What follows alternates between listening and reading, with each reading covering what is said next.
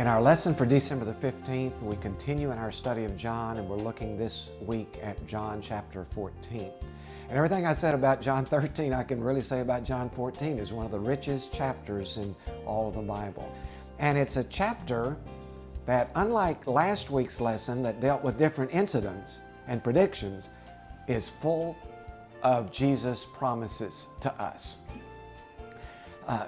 The problem with the promise is that we don't always keep the promise. All of us have that in our experience. Nobody, I guess, makes more promises that they don't keep than politicians, and particularly presidents or presidential candidates. I think back to 1916 when Woodrow Wilson was elected for a second term as president based on the promise, he kept us out of war. And within a year, he asked the Congress to make a declaration of war. It was a promise he couldn't keep.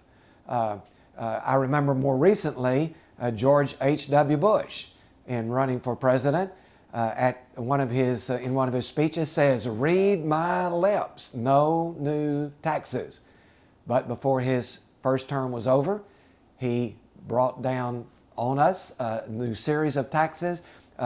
Promises are often not kept. But this is not true when we think about the promises of Jesus. Jesus promised to be raised from the grave after 3 days, and He was. Jesus promised that He would send them the Comforter, and He did. Jesus promises someday that He will come back and take us to be where He is, and He will. Jesus keeps His promises.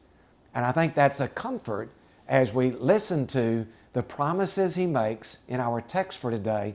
And He begins in chapter 14, verses 1 through 4, by promising a place to those of us who believe in Him.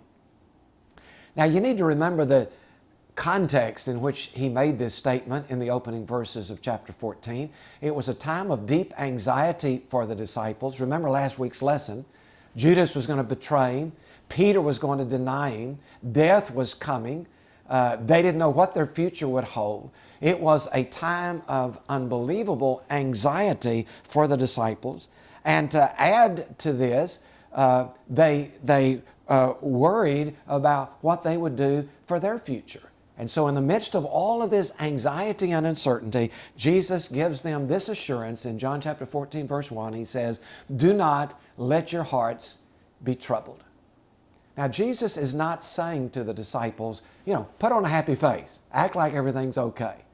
What He says is much deeper than that.